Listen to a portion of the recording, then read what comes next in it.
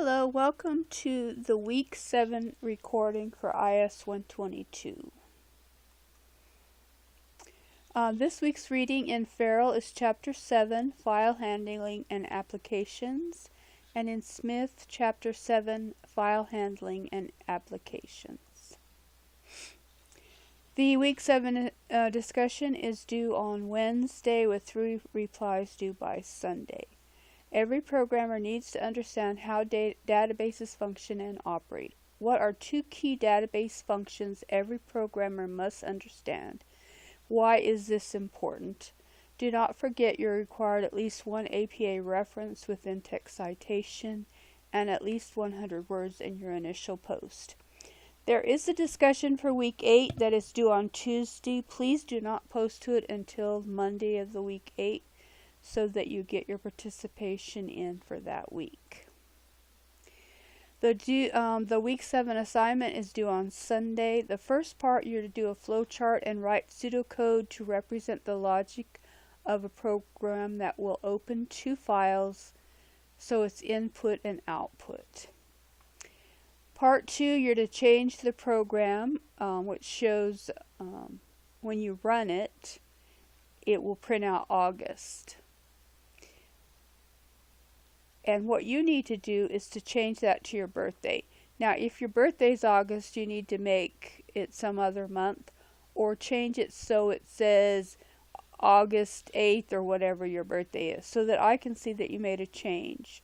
Because if you just turn in this with August, I'm not going to give you credit because that doesn't show me that you changed anything. And then you're to take a picture of the code and the output. Now, the Week 7 final exam is out of Farrell. I found almost everything in Farrell, so I'll give you the page numbers. It's due Sunday. You may only take it once, and you should know the following. Variable, page 6. What a programmer typically does, page 11. Logical error, page 12. Debugging, page 13. To represent an output statement, page 17. Loop and infinite loop, page 19. Decision symbol, page 21. Fractional numeric variables and 3 different forms. Those are both on page 39. Declaration, which is on page 41.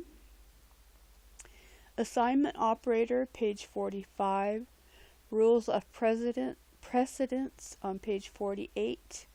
Abstraction, page 52. What do programmers say? Page 59. Hierarchy chart, page 64. Temporary variable, page 71. Named constant, page 77. Sequence structure, page 90. Boolean expression, page 91. Dual alternative selection, single alternative selection, and loop body. Those are all on page 92. Nesting structure, page 94. Structure program, page 98. Case structure, page 112. Priming read or input read, page 115. If-then clause, page 126. Operands in a comparison expression, page 130. Conditional and operator, truth tables, true and true, that means both items are true, and short circuit evaluation, that's on page 139. Logical OR operator, definition, and the symbol for that. So there's 2 on that page 147. And decision, page 165. Incrementing or decrementing the loop control variable, page 181. Outer and inner loops, page 185. Programmer mistakes and the loop control variable, page 190. For statement and step value, page 199. Pretest loop, page 201. Validate data, page 209. Forcing, page 211. Actions in every while loop, plus nested loops and post-test loops, that's page 218. Counter and defensive programming, page 219. Group array, subscript, other name. So the other name for the array subscript. Subscripts in a 10-element array.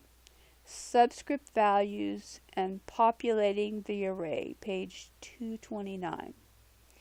Declare variable to be Boolean and array subscripts, that's page 243. Named constant and parallel arrays, page 244. Improve the efficiency, page 250. Range of values, page 260. Linear search, binary search, and out of bounds, page 261. Permanent, non-volatile storage, page 273. Path, page 274. Database, 277. Before an application can use a data file, also it must be what? So before it can use the data file, what must that data file be?